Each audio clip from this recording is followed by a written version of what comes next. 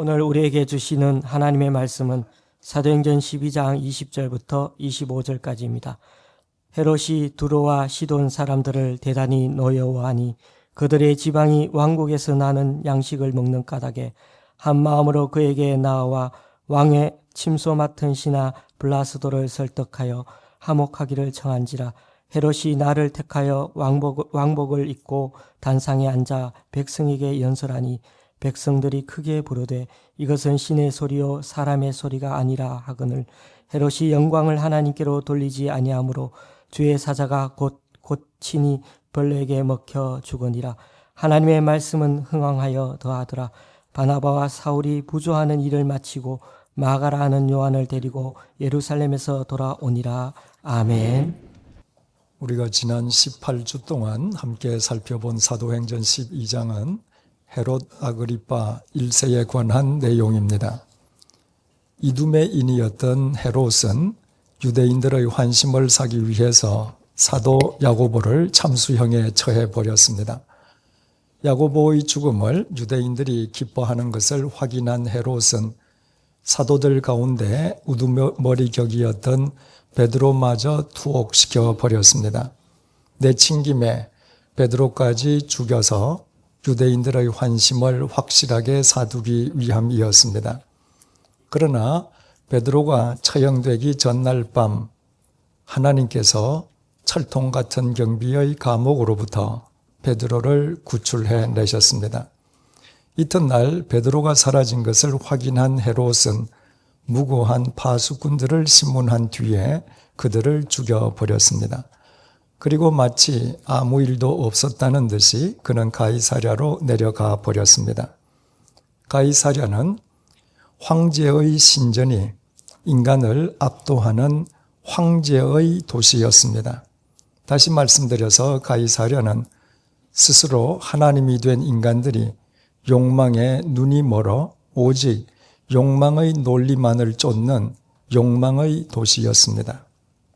그 욕망의 도시로 내려갔던 헤롯은 스스로 하나님의 자리를 차지하고 앉았다가 하나님의 사자가 치심에 비참하게도 벌레에 먹혀 죽어버리고 말았습니다.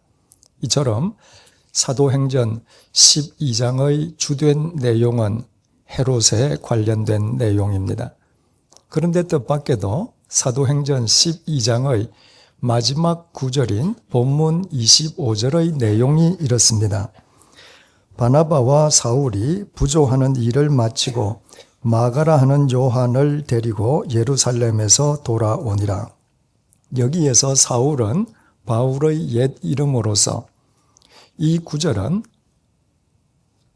지금까지 전개되어 왔던 헤롯의 내용과는 전혀 다른 내용입니다. 이 구절은 내용상 사도행전 11장 마지막 구절과 연결되어야 마땅할 것 같습니다. 사도행전 11장 마지막 단락인 11장 27절에서 30절의 정은 내용은 다음과 같습니다. 그때의 선지자들이 예루살렘에서 안디옥에 이르니 그 중에 아가보라 하는 한 사람이 일어나 성령으로 말하되 천하에 큰 흉년이 들리라 하더니 글라우디오 때에 그렇게 되니라. 제자들이 각각 그 힘대로 유대에 사는 형제들에게 부조를 보내기로 작정하고 이를 실행하여 바나바와 사울의 손으로 장로들에게 보내니라. 안디옥 교회 교인들이 대흉년을 당한 예루살렘 교회 교인들을 위해서 힘이 닿는 대로 구제금을 모아서 바울과 바나바로 하여금 예루살렘 교회를 직접 찾아가서 그 구제금을 전달토록 했습니다. 바로 이것이 사도행전 11장 마지막 단락의 내용입니다. 그리고 사도행전 12장 마지막 구절인 오늘 본문 25절은 바울과 바나바가 그 임무를 완수하고 안디옥으로 귀환하였음을 밝혀주고 있습니다. 그러므로 사도행전 11장 마지막 구절과 사도행전 12장 마지막 구절 사이에 있는 사도행전 12장의 내용은 마치 바울이 예루살렘을 방문하고 있을 동안에 일어난 것 같습니다. 다시 말씀드려서 바나바와 바울이 구제금을 전달해 주기 위해서 예루살렘 교회를 찾아갔을 때에 야고보 사도가 헤롯에 의해 참수형을 당하고 투옥되었던 베드로가 구출되었으며 욕망의 도시 가이사랴로 내려간 헤롯이 비참하게 벌레에 먹혀 죽은 것처럼 보입니다. 그러나 그것은 실은 연대순에 따른 순서였던 것은 아닙니다. 우리가 19주 전에 사도행전 11장의 마지막 단락을 살펴볼 때 말씀드린 바가 있습니다마는 로마 황제 글라우디오 때에 대흉년이 팔레스타인 지역을 강타했던 것은 주후 46년에서부터 48년 사이의 일이었습니다. 그러므로 바울과 바나바가 안디옥 교회의 구제금을 갖고 예루살렘을 방문했던 시기도 바로 그 기간 동안이었습니다. 그에 반하여 헤롯이 죽었던 해는 그보다 앞선 주후 44년이었습니다. 대흉년이 팔레스타인 지역을 강타하기도 이전에 헤롯은 가이사라에서 벌레에 먹혀 죽어 이미 이 세상 사람이 아니었던 것입니다. 그것은 바울과 바나바가 예루살렘 교회를 찾기 최소한 2년 전의 일이었습니다. 그렇다면 사도행전 12장 마지막 본문인 25절 말씀은 사도행전 11장 마지막 구절과 이어져야 함이 마땅하지 않겠습니까? 그런데 사도행전을 기록한 누가는 왜 응당 붙어 있어야 할 그 두 구절을 굳이 분리시켜 놓고 그 사이에 사도행전 12장에서 본 헤롯의 이야기를 연대순을 무시하면서까지 삽입했겠습니까? 사도행전 12장을 끝으로 사도행전의 카메라는 베드로로부터 바울에게로 옮겨갑니다. 이 이후 사도행전 13장부터 사도행전 카메라의 초점은 바울에게만 맞춰집니다. 그러므로 이제 사도행전의 카메라가 바울에게 옮겨감을 강조하기 위해서 사도행전을 기록한 누가가 사도행전 12장 마지막 구절에 새삼스럽게 바울에 대한 이야기를 언급했을 수도 있습니다. 또 본문 25절은 바울과 바나바가 안디옥으로 귀환할 때 마가라는 청년을 대동했음을 밝혀주고 있습니다. 9주 전에 말씀드린 것처럼 마가는 바울과 바나바가 1차 선교 여행을 떠날 때의 수행자였고 그 뒤에는 바울과 베드로의 동력자가 되었을 뿐만 아니라 마가복음을 기록하기도 했습니다. 마가는 한마디로 초대교회에서 중요 인물이 된 청년이었습니다. 그런데 그 마가는 감옥에서 극적으로 구출된 베드로가 찾아갔던 집의 아들이었습니다. 감옥에서 구출된 베드로는 그때까지 교인들이 자신을 위해서 기도하고 있던 마가라 하는 요한의 어머니 마리아의 집을 찾아갔음을 사도행전 12장 12절이 밝혀주고 있습니다. 마가는 소위 우리가 마가의 다락방이라고 불리는 그 집 주인 마리아의 아들이었던 것입니다. 따라서 초대교회의 중요 인물이 된 마가가 바로 그 마가임을 밝혀주기 위해서 마가의 집 이야기가 소개되고 있는 사도행전 12장의 말미에 그가 등장하는 본문 25절이 붙었다고도 이해할 수 있습니다. 물론 그와 같은 견해들은 충분히 일리가 있습니다. 그러나 우리는 사도행전 11장 마지막 구절에 붙어야 할 본문 25절을 굳이 사도행전 12장 마지막 절로 누가가 기록한 보다 성경적인 해답을 오늘의 본문 속에서 찾을 수 있습니다.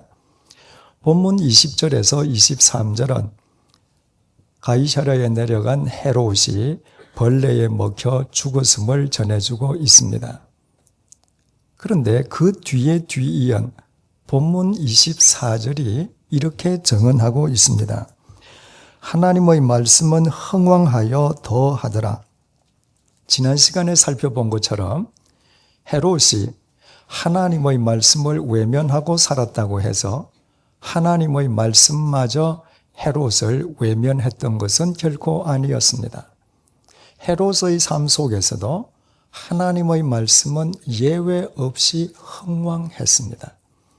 하나님의 말씀을 믿는 사람과 그 말씀을 외면했던 헤롯 간에 차이가 있다면 하나님의 말씀을 믿는 사람의 삶 속에서 하나님의 말씀이 생명의 말씀으로 흥왕한 반면 그 말씀을 외면했던 헤롯의 삶 속에서 하나님의 말씀은 저주와 심판의 말씀으로 흥왕했습니다.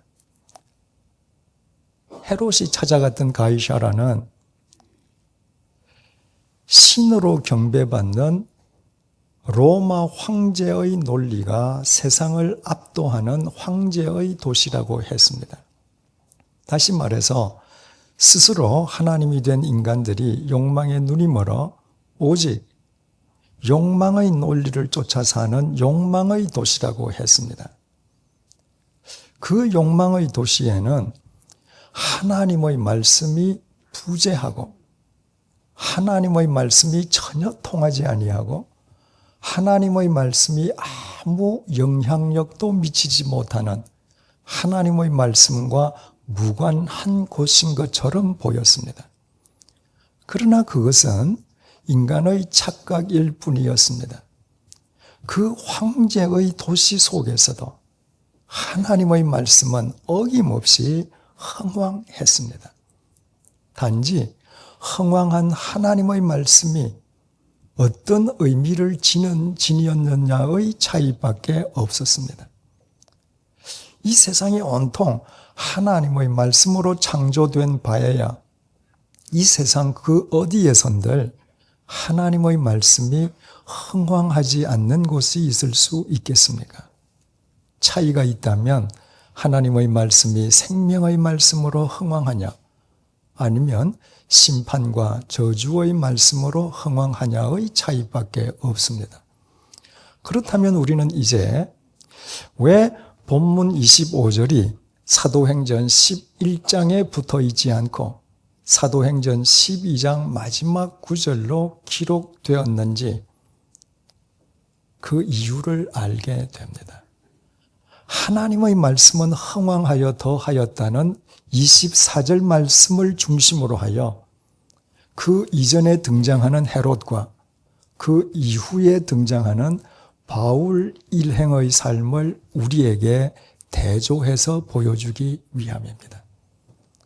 가이사랴로 내려간 헤롯의 삶 속에서 하나님의 말씀은 심판과 저주의 말씀으로 흥왕했습니다.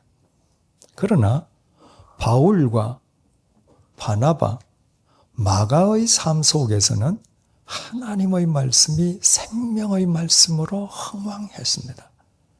나아가 그들 자신이 하나님 말씀의 통로가 되었습니다. 그래서 그들이 어느 곳으로 가든 그들의 삶을 통해 하나님의 말씀이 생명의 말씀으로 흥왕했습니다. 그러므로 하나님의 말씀은 흥왕하여 더하였다는 24절을 중심으로 헤롯과 바울 일행을 대조해서 보여주고 있는 본문이 우리에게 주고자 하는 메시지를 이해할 수 있게 됩니다. 헤롯은 황제의 논리가 판을 치는 황제의 도시 가이사랴에서 로마 황제로부터 임명받은 분봉왕으로 군림했습니다. 이를테면 그는 로마 총독을 비롯한 로마 관리들과 더불어 가이사랴의 주류를 형성하고 있었습니다. 그 사회의 주류를 점한 헤롯은 그 자리와 자기 기득권을 지키기 위해 불의도 서슴지 않았습니다. 사도 야고보를 참수형에 처하고 베드로 사도마저 죽이려 했던 이유가 바로 거기에 있었습니다. 오직 황제의 논리, 욕망의 논리를 쫓아 수단과 방법을 가리지 않고서는 가이사랴의 주류에 편입될 수도 없고, 요행이 편입되었다 할지라도 그 주류의 자리를 지탱할 수 없었기 때문입니다. 본문 25절에서 이 헤롯과 대조되는 바울, 바나바, 마가는 욕망의 논리와는 전혀 거리가 먼 사람들이었습니다. 그들은 애당초 욕망의 논리가 판을 치는 이 욕망의 도시 가이사랴에서 욕망의 도시 가이사랴의 주류가 되는 것을 그들 자신의 삶의 목적으로 삼지 않았습니다. 그들이 바보였기 때문입니까? 그들이 지혜로웠기 때문입니다. 욕망은 물거품처럼 속이 텅 비어있기에 욕망을 쫓으면 쫓을수록 자기 삶의 실체가 실종되어 버립니다. 또 욕망은 마치 쇠의 녹과 같아서 쇠에서 나온 녹이 쇠 자체를 잡아먹듯이 인간의 속에서 나온 욕망이 인간의 생명과 삶을 갉아먹어버리고 맙니다. 욕망의 도시 가이사랴로 내려갔던 헤롯이 어이없게도 벌레에 먹혀 죽었다고 하는 것은 결국 욕망의 노예로 살던 헤롯이 욕망이라는 이름의 벌레에 먹혀 죽었음을 의미하기도 합니다. 이것을 아는 것이 지혜입니다. 이 지혜를 지닌 사람만 영원한 진리, 영원한 생명을 쫓아 살 수 있습니다. 바울과 바나바, 마가는 바로 이 지혜를 지니고 있었기에 욕망의 논리가 판을 치는 욕망의 도시 가이사랴 한가운데에서 살면서도 그들은 가이사랴의 주류가 되는 것을 그들 인생의 목적으로 삼으려 한 적이 없었습니다. 가이사랴의 주류에 관한 한 그들은 철저하게 가이사랴의 비주류들이었습니다. 가이사랴의 주류들에 비한다면 그들은 아무것도 내세울 것 없는 볼품없는 존재들에 지나지 않았습니다. 그러나 가이사랴의 주류였던 헤롯의 삶 속에서 하나님의 말씀이 심판과 저주의 말씀으로 흥왕했던 반면에 그 욕망의 논리를 거슬러서 영원한 생명을 쫓기 위해 기꺼이 가이사랴의 비주류가 되기를 자처했던 바울 일행의 삶 속에서 하나님의 말씀은 생명의 말씀으로 흥왕했습니다. 그리고 그들은 일평생 그 말씀의 도구로 쓰임 받았습니다. 바로 이것이 말씀은 흥왕하여 더하였다는 24절을 중심으로 헤롯과 바울 일행의 삶을 우리에게 대조해서 보여주고자 하는 본문이 우리에게 일깨워주는 메시지입니다. 이 세상이 온통 거대한 욕망의 도시 가이사랴라고 했습니다. 이 욕망의 도시에서 하나님을 믿는다면서도 가이사랴의 주류가 되기를 삶의 목적으로 삼는 사람의 삶 속에서는 하나님의 말씀이 결코 생명의 말씀으로 흥황할 수가 없습니다. 그 사람에게 하나님의 말씀은 가이사랴의 주류가 되기 위한 수단 이상의 의미를 지닐 수가 없기 때문입니다. 이 거대한 욕망의 도시 가이사랴에서 영원한 생명을 쫓기 위해서 욕망의 논리를 거슬러 하나님의 말씀을 쫓아 기꺼이 가이사랴의 비주류가 되려는 용기 있는 사람들의 삶 속에서만 하나님의 말씀은 생명의 말씀으로 흥황할 수 있습니다.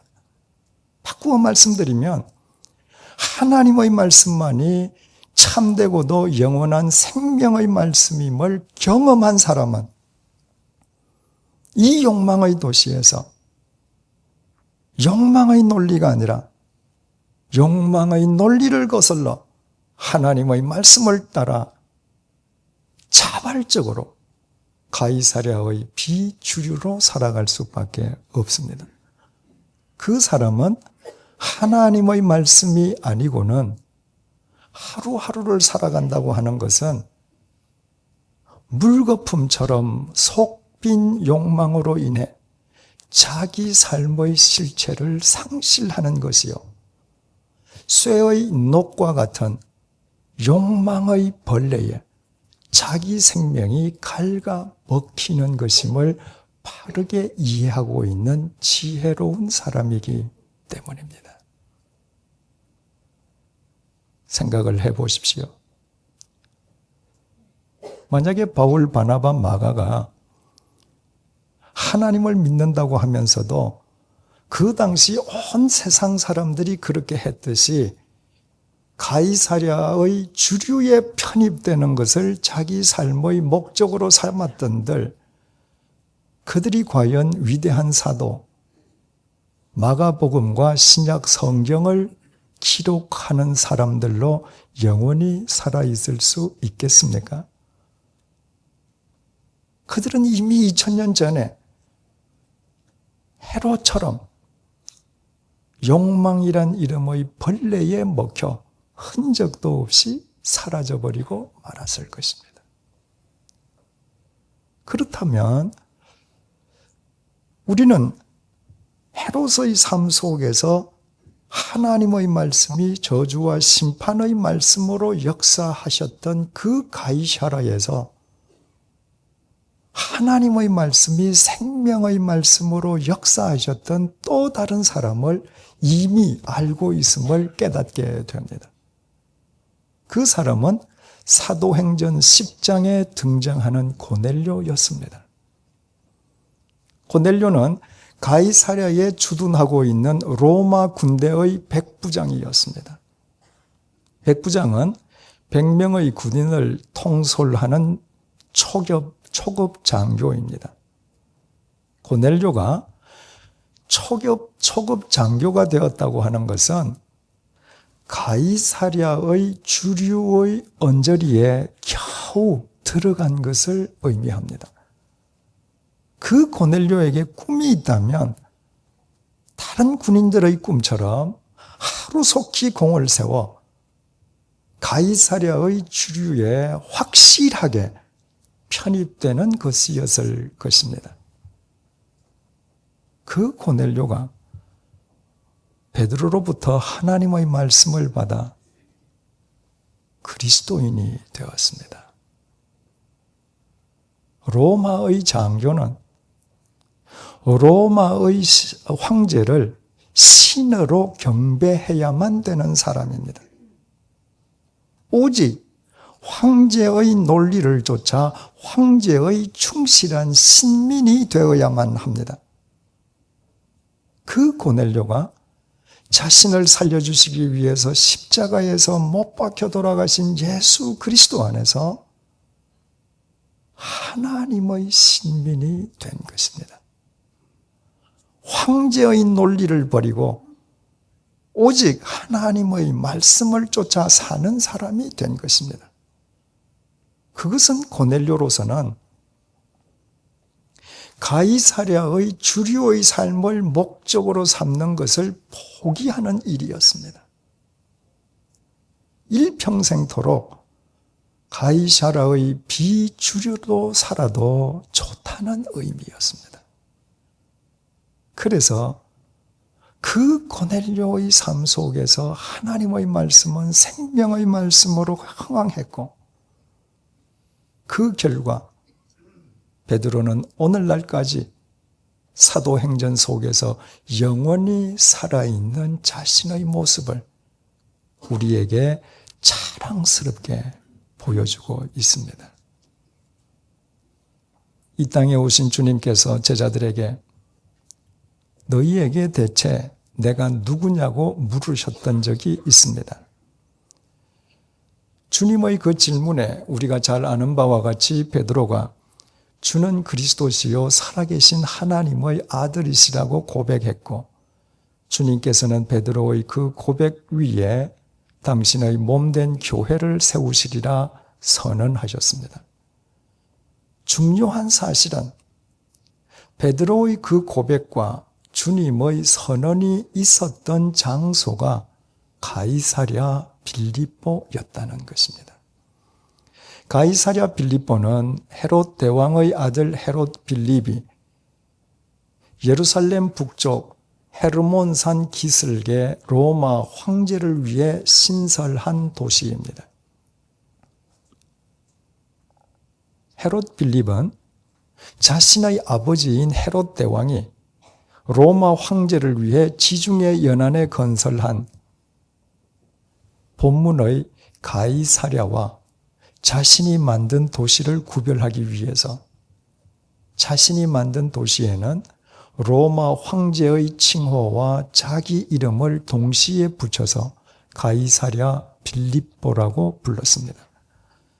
지난 시간에 말씀드린 것처럼 그 도시에 로마 황제의 칭호가 붙었다고 하는 것은 그 도시 역시도 로마 황제의 신전이 인간을 압도하는 황제의 도시였음을 의미합니다.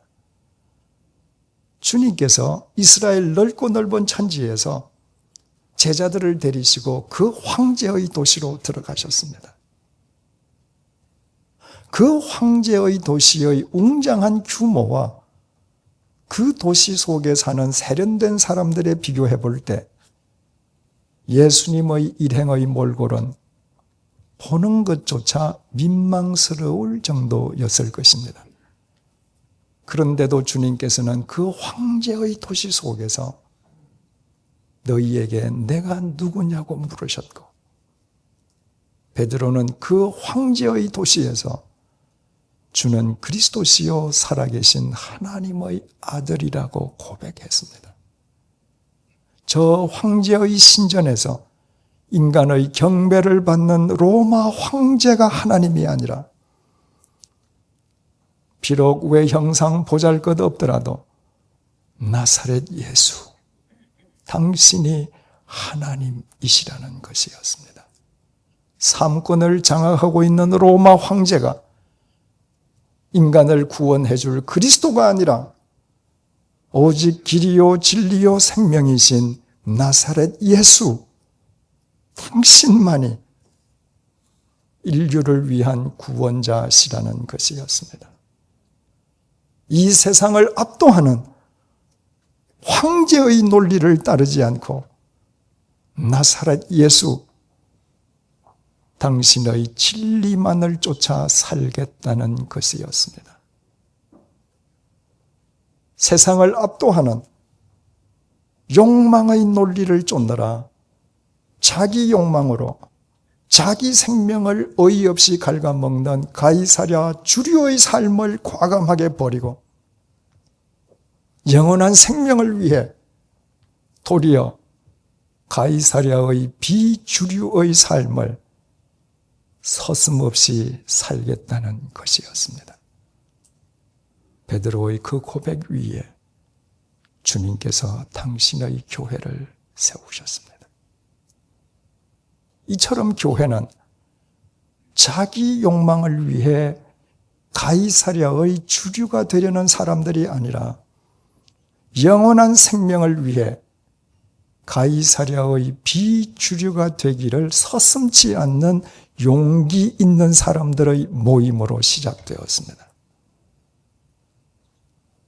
예루살렘의 소수에 불과했던 교회가 거대한 로마 제국을 뒤집어 볼 수 있었던 것은 영원한 생명을 위해 가이사랴의 비주류가 되기를 자처하는 용기 있는 그리스도인들의 삶을 통해 하나님의 말씀이 생명의 말씀으로 흥왕했기 때문입니다. 그러나 영원한 생명을 위해 비주류를 자처하면서 박해받는 것을 두려워하지 아니하였던 기독교가 로마 제국의 국교가 되어 로마 제국의 주류로 편입되면서 교회는 생명력을 상실했습니다. 교회를 이루고 있는 그리스도인들 역시도 거대한 욕망의 도시 가이사랴에서 가이사랴의 주류가 되는 것을 생의 목적으로 삼았기 때문입니다. 생명력을 상실한 교회는 거대한 권력기관 혹은 추악한 이해 집단과 구별되지 않았습니다. 그 이후 교회는 자기 욕망을 위해 가이사랴의 주류를 추구하는 길과 영원한 생명을 위해 기꺼이 가이사랴의 비주류를 자처하는 길 사이를 오고 가면서 생명력을 상실했다가 회복하기를 반복해 온 것이 지난 2000년에 걸친 교회 역사의 실상입니다. 오늘날 이 땅의 교회 역시 세상으로부터 심각한 비판과 비난에 직면해 있습니다. 세상은 더 이상 교회를 신뢰하지 않습니다. 교회가 세상을 새롭게 한다는 말을 세상 사람들은 도리어 비웃고 있습니다. 교회가 교회의 생명인 생명력을 상실한 것입니다. 그 이유는 두말할 것도 없이 이 땅의 교회를 이루고 있는 우리 자신들이 욕망의 도시 가이사랴에서 욕망의 논리를 쫓아 오직 가이사랴의 주류가 되는 것을 우리 삶의 목적으로 삼고 있기 때문이 아니겠습니까? 그렇다면 가이사랴에서 욕망이라는 이름의 벌레에 먹혀 죽은 헤롯처럼 우리 역시도 결국엔 우리의 욕망으로 인해 하나님의 말씀 앞에서 파멸할 수밖에 없지 않겠습니까? 사랑하는 교우 여러분, 하나님의 말씀은 흥왕하여 더하였다는 24절을 중심으로 헤롯과 바울 일행을 대조해서 보여주는 본문 25절 말씀 앞에서 우리 자신들을 되돌아보십시다. 하나님께서 우리를 헤롯처럼 파멸하라고 부르신 것이 아니지 않습니까?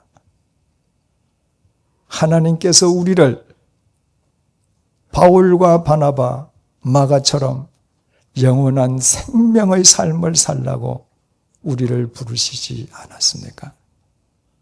하나님을 믿는다면서도 욕망의 논리를 쫓아 가이사랴의 주류가 되기를 목적으로 하는 삶보다 더 불행한 삶은 없습니다. 욕망은 밑 빠진 독처럼 끝이 없기에 거기에는 절대적인 만족이 있을 수 없어 그 속에는 참된 행복도 진정한 감사도 영원한 기쁨도 있을 수 없습니다. 이제부터 우리 모두 욕망의 도시 가이사랴의 주류가 되기를 목적으로 하던 어리석음을 벗어던지고 하나님의 영원한 생명의 말씀을 쫓아 욕망의 논리를 거슬러 가이사랴의 비주류가 되기를 자청하는 용기 있는 그리스도인들이 되십시다. 하나님께서 당신의 뜻을 위하여 우리를 가이사랴의 주류로 사용하실 수 있습니다. 그러나 어떤 경우에도 그 자체를 우리 삶의 목적으로 삼지는 마십시다.